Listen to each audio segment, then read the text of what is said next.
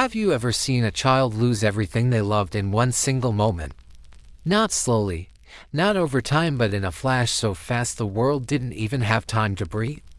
That's how it happened for 7-year-old Ethan Myers on an ordinary sunny afternoon that would change his life forever. Daisy stood up, walked to the edge of the bed, and did something strange. Because Daisy was about to do something even the doctors couldn't.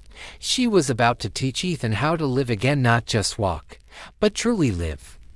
And over the next weeks, as Daisy began her own strange routine leading him through recovery, one thought possible. The bond between boy and dog would become a miracle that changed an entire hospital and would touch thousands of lives far beyond its walls.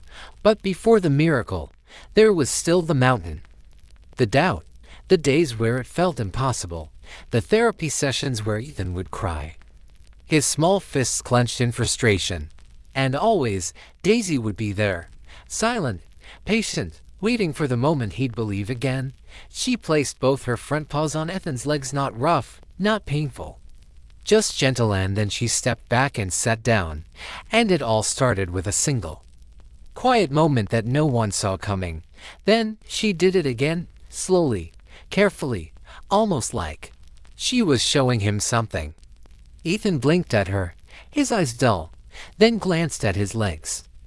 Daisy stepped closer, nudged his knee, and looked up at him with the deepest, softest gaze. It was as if she was saying, "Try that, please. Try for me." His mom didn't speak. She just watched, tears blurring her vision. And for the first time in weeks, Ethan whispered something. One word, Daisy. The dog's tail wagged. And then, the tiniest flicker of movement, a single twitch in his toes, so faint it might have been imagined, but it wasn't. The nurse who rushed in saw it too, that tiny spark of life in a place the doctors had all but given up on. And it happened again the next day, and again. Each time Daisy was there, touching his legs, looking at him like she believed in something the rest of the world didn't. He was just like any other boy, full of energy, racing through the backyard, chasing the soccer ball his dad had tossed into the air, his laughter echoing off the white fence of their suburban home. And right there in the middle of that laughter was Daisy, a young golden retriever, her fur shining like honey in the sun, her tongue flopping as she bounded after him. Daisy was Ethan's shadow. They were inseparable. Every morning she'd wait by his bed until his sleepy little eyes opened. Every night she'd curl up at his feet until his breathing slowed into dreams. They were the kind of boy and dog duo that made people stop and smile, the kind of bond that felt unbreakable. But bonds are fragile when life decides to be cruel. It was the sound of screeching tires that shattered everything. One moment Ethan was on the curb, ball in hand, waving to his mom through the kitchen window. The next, his dad's voice screamed his name. A delivery van came to faster on the corner, the driver distracted by his phone. The ball slipped, rolled into the street, and Ethan, without thinking, chased it. Daisy barked a sharp, desperate bark and lunged to pull him back, her teeth just catching the sleeve of his shirt. But it wasn't enough. The van's brakes screamed. The neighbors came running. And when the world went still again, Ethan lay crumpled on the pavement, small and fragile, his body twisted in ways it shouldn't be. Daisy's pose pressed against his chest as if she could hold him together with sheer will. Hospital became their second home for months. Beeping monitors, sterile white walls, the faint scent of antiseptic. Ethan woke up with his parents by his side, their faces pale with hope and fear tangled together. The doctors spoke softly at first, gently explaining the damage to his spine, the fractures in his legs. He could feel his arms, his face, his heartbeat. But his legs, nothing, not even a flicker. He was alive, but he might never walk again. Paralyzed was the word no one wanted to say, but it hung heavy in every room like a shadow. At first Ethan didn't understand. He asked for his soccer ball. He told his dad he wanted to ride his bike when he got home. But as the weeks turned into months of physical therapy with no progress, reality crept in. And that reality broke him. He stopped smiling. He stopped asking for his friends. And when he finally stopped speaking, his parents realized the accident hadn't just stolen his ability to walk, it had stolen his spirit. But Daisy never gave up. She lay beside his hospital bed day after day, her head on the blanket near his motionless legs, her eyes always watching his. She'd nudge his fingers gently with her nose, bringing him his favorite stuffed toy or resting her paw on his lap as if to say, "I'm still here, no matter what." One late afternoon, when the hospital halls were quiet and the setting sun painted the room in gold, Ethan's mom saw something. What no one knew was that this was just the beginning. But what was Daisy really doing? How could just a dog succeed where medicine had failed? It was something no one could explain yet. Something beyond science. You know how some moments feel so small when they're happening, but later, you realize they were the start of everything. That's how it was the morning Daisy refused to leave Ethan's side. If she was there, he'd try. If Ethan struggled to move his foot, Daisy would lift her paw. There were bad days when Ethan cried into his pillow, saying he hated his legs, hated the accident, hated himself for not being normal anymore.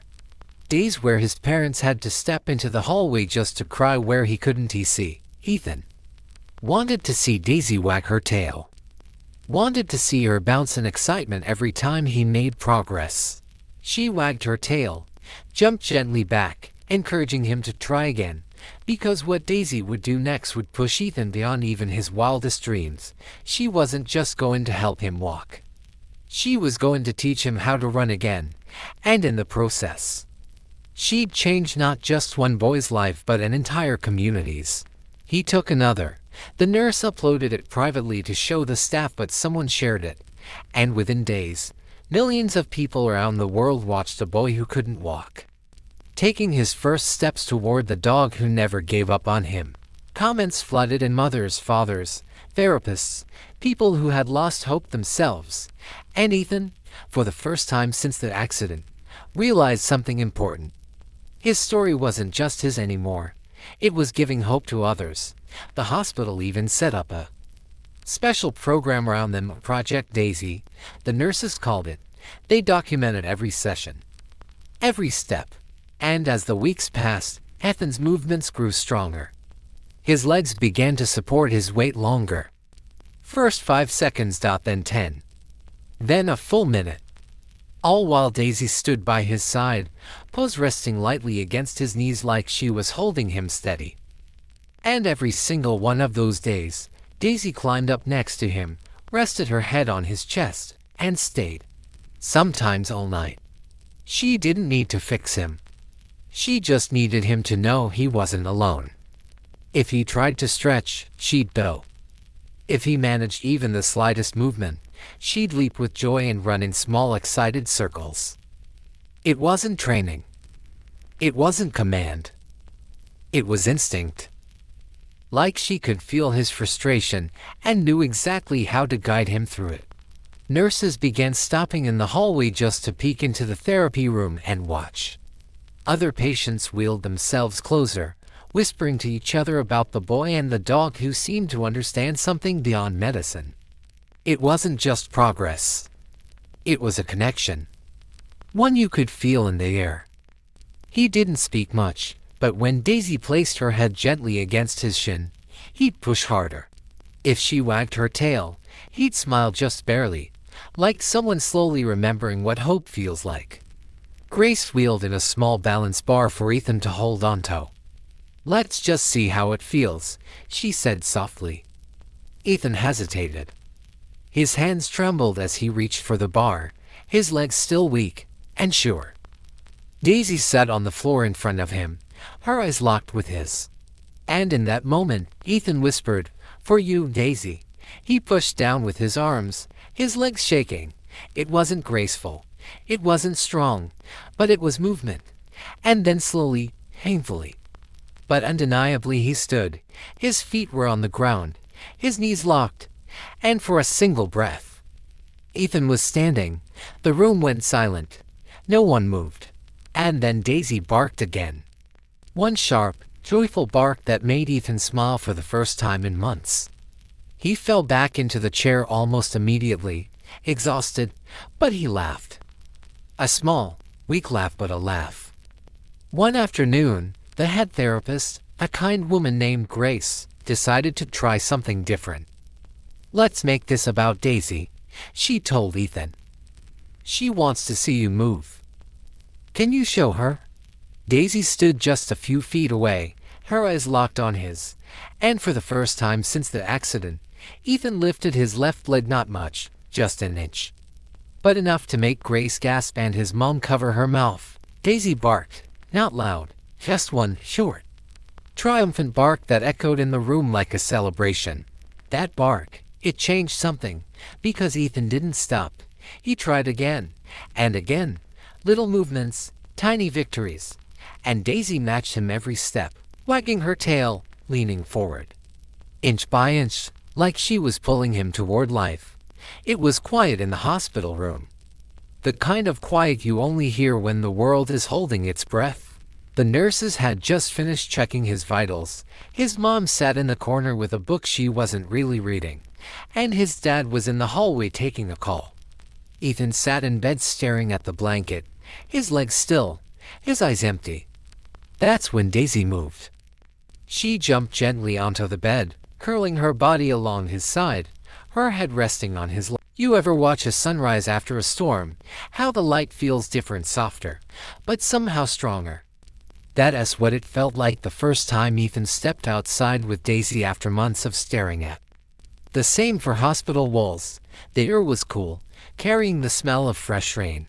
Messages poured in, letters from other kids in wheelchairs, veterans learning to walk again, parents who'd lost faith in therapy. Grace, the therapist, started using Daisy in exercises intentionally. She'd place Daisy at different points in the room, and Ethan's goal was to reach her. One step became 5, 5 became 10. Therapy dog programs around the country received funding. Other kids were paired with dogs like Daisy. News anchors called her a miracle on 4 legs. And Ethan. During one of those group sessions, Ethan didn't just walk. He jogged, clumsy and balanced, but undeniably a jog. The room went silent.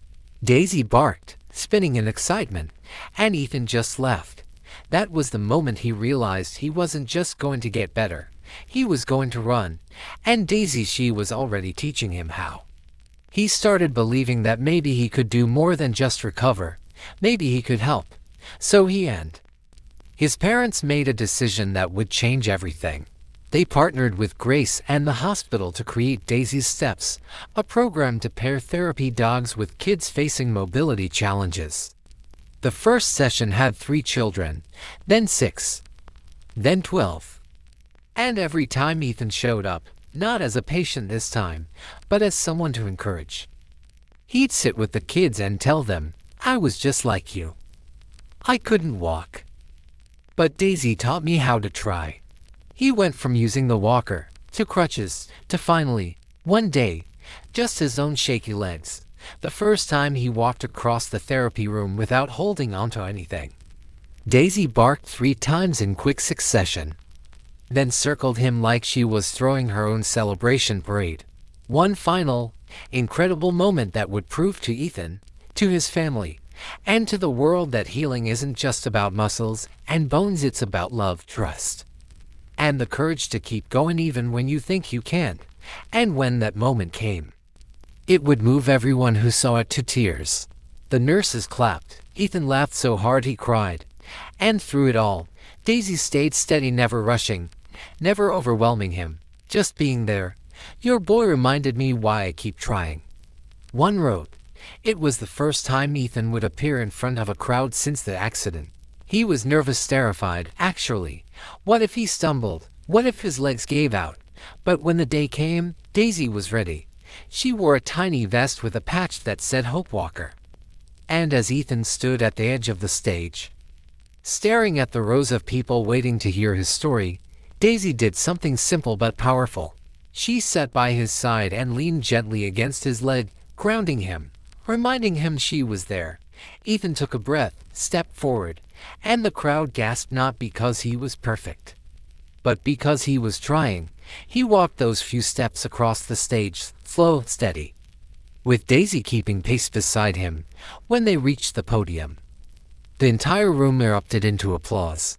"He made me believe in second chances," said another. Ethan's mom read those messages out loud to him in the evenings. And for the first time, Ethan started to ask questions. "Do you think Daisy could help other kids too? Do you think I could show them how?" That was the spark. The idea that maybe what Daisy was teaching him wasn't just for him. The therapy team had agreed he could try the hospital garden, a small fenced-in courtyard with benches and flower beds that volunteers tended on weekends. Ethan clutched his walker with both trembling hands, his arms still weak, his legs stiff and sure. But Daisy trotted just ahead of him, tail wagging slow and steady, turning back every few steps like she was saying, "Come on, you're almost there." His mom walked beside him, holding her breath, ready to catch him if he fell. His dad filmed quietly, but even through the lens, you could see his eyes glisten. Ethan stopped every few feet to rest, sweat forming on his forehead, but each time Daisy nudged his hand, encouraging him forward. And then, right there in the center of the garden, something magical happened. Daisy paused, planted herself firmly in the grass, and raised her paw. Ethan froze. It was the same signal she had used inside the hospital room, the quiet invitation. Just one more step. And Ethan took it, then another, until he reached her. He let go of the walker for just a second and lowered himself, hugging Daisy with everything he had. She licked his face once, gently, like she understood exactly what that moment meant. And that single moment, it didn't stay private for long. A nurse, who'd been watching from the window, snapped a photo. It was Ethan, mid-step, leaning forward toward Daisy. And the look on his face, it wasn't fear. It wasn't pain. It was pure determination. That photo hit the hospital's social media page later that afternoon with the caption, "Sometimes the best medicine doesn't come in a bottle." Within hours, it exploded. People around the world shared it, tagged it, It was the kind of day that didn't feel like it belonged to anyone in particular, the kind where the sky was so soft and blue it almost seemed to hum. And the air carried that faint sweetness of spring that makes you want to believe in new beginnings. And for Ethan, this wasn't just another day, it was the day. The one Grace had quietly circled on the calendar weeks ago. The one his parents hadn't dared say out loud because they didn't want to pressure him, but deep down they all knew it was coming. The day he would try something he hadn't done since the accident, running in the annual steps of Hope Charity Fun Run, not as a spectator in a wheelchair, but as a participant, on his own legs, and right beside him, Daisy, wearing her tiny vest now covered in hundreds of little Pawprint stickers from kids she'd helped over the months. Standing proud like she knew this was her mission too. And the crowd gathered in Fairview Park was massive, larger than anyone expected. Hundreds of people, families, other therapy dogs, kids from Daisy's Steps program, all holding signs with hand-drawn pictures of Ethan and Daisy. And Ethan felt his heart pound like a drum, nerves threatening to take over. But then Daisy turned her head toward him, those calm brown eyes locking on his like she was saying, "We've done this before, we'll do it again." And in that moment the noise faded, the nerves melted, and all Ethan could feel was her steady presence beside him. Grace gave a little nod from the sidelines. His mom whispered, "You've got this." His dad lifted the camera, but this time not to capture a boy's pain, this time to capture his triumph. And the announcer's voice rang through the park. "Today, for the first time since his accident, Ethan Mills will walk, and maybe even run, with his therapy dog Daisy." And the crowd erupted in cheers, but Ethan just took a deep breath and took the first step onto the chalk-lined path, shaky but determined, his hand brushing Daisy's fur for balance. The second step came easier, then the third, and before he even realized it, he was halfway down the path, Daisy pacing perfectly beside him like they were one. And then, like it was the most natural thing in the world, his walk turned into a jog, slow at first, and even, but real, a run.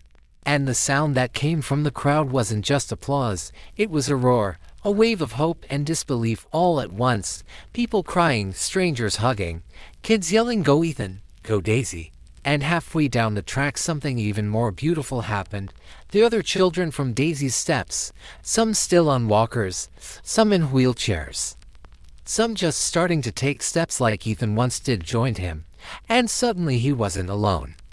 It was a moving chain of resilience, kids and dogs, all following the boy who once thought he'd never walk again. And when Ethan reached the finish line, he didn't just cross it, he stopped, turned around, and waited for the others, because he wanted everyone to finish together. And when they did, the entire park went silent for a split second before erupting into the loudest, most heartfelt cheer you could imagine. And Ethan turned to Daisy, dropped to his knees despite his legs trembling, wrapped his arms around her neck, and whispered, "We did it, girl." And she just licked his face, tail wagging, but her eyes said it all, because she'd know. And all along this was possible, even when he didn't believe it himself. That moment, captured in dozens of photos and videos, would travel around the world, headlines calling it the run that healed hearts, late-night shows talking about the boy who walked again thanks to a dog's love, and donations poured into Daisy's Steps program, funding therapy dogs for hundreds more kids.